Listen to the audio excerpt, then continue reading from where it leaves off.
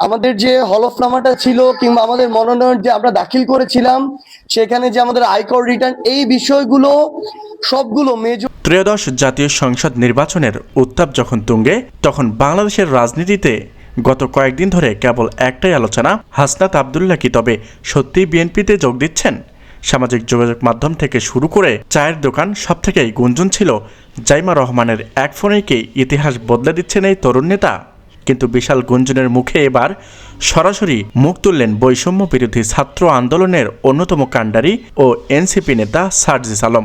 হাসনাত আবদুল্লাহর দলবদল নিয়ে সার্জিস আলম যা বলেন, তাতে কি সব জল্পনার অবসান হলো, নাকি এর পিছনে লুকিয়ে আছে অন্য কোনো রাজনৈতিক রহস্য?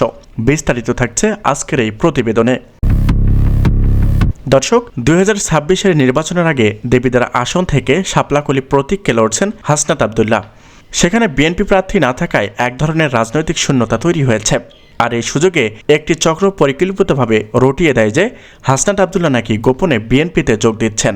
এমনকি লন্ডন থেকে তারেক কন্যা জাইমা রহমানের সাথে তার পরিকল্পিত কথোপকথনের স্ক্রিপ্ট ভাইরাল হয়।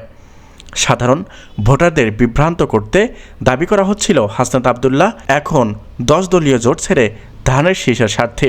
এই খবরে যেমন বিএনপির তৃণমূল কর্মীদের মাঝে চাঞ্চল্য তৈরি হয়, তেমনি অস্থিতিতে পড়েছে বিএনপি ও জামায়াতের সমর্থকরা। হাসনাত আবদুল্লাহর ছায়াসঙ্গী এবং এনসিপির শীর্ষ নেতা সার্জিস আলম এখন আর চুপ থাকতে পারলেন না। আজ এক ভিডিও বার্তায় তিনি এই বিশাল প্রোপাগান্ডার দাঁত ভাঙ্গা জবাব দিচ্ছেন। সার্জিস আলম অন্তত ক্ষোভের সাথে বলেন, হাসনাত আবদুল্লাহর বিএনপিতে যোগ দেওয়ার খবরটি সম্পূর্ণ ভিত্তিহীন, নিখাত গুঞ্জন এবং একটি পরিকল্পিত অপপ্রচার।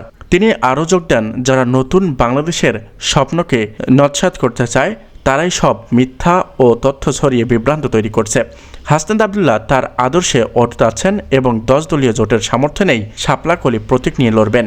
সার্জিস আলমের এই বক্তব্য পরিষ্কার যে হাসনাত আবদুল্লাহ দলবদল করেনি, বরং তিনি একটি গভীর রাজনৈতিক ষড়যন্ত্র চালাচ্ছেন।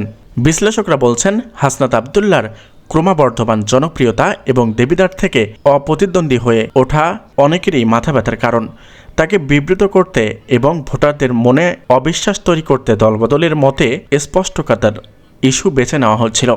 সার্জিস আলম স্পষ্ট করে জানিয়ে দিলেন যে এনসিপি এবং দলীয় জোটের বন্ধন ছিঁড়তে যারা এসব করছে তারা সফল হবে না, বরং এই ধরনের অপপ্রচারের ফলে হাসনাত ও সার্জিসের সংহিত আরও শক্ত ও মজবুত হবে। জাইমা রহমানের নাম ছড়িয়ে যে নাটক সাজানো হয়েছিল, সার্জিসের এই বক্তব্যের পর তার আর কোনো গ্রহণযোগ্যতা রইল না। তো দর্শক, সার্জিস আলমের এই স্পষ্ট জবাব কি জল্পনার অবসান ঘটাবে, নাকি নির্বাচনের আগে এমন আরও নাটকীয় গুঞ্জন আমাদের সামনে আসবে? আপনি কি মনে করেন, হাসনাত আবদুল্লাহর শাপলাকলি কি সত্যিই সব ষড়যন্ত্র ভেঙে জয়ী হতে পারবে? আপনার মূল্যবান মতামত আমাদের ভিডিওর কমেন্ট বক্সে জানাবেন। 12 ফেব্রুয়ারি নির্বাচনের প্রতিটি উত্তপ্ত আপডেট সবার আগে পেতে আমাদের সাথেই থাকুন। ধন্যবাদ।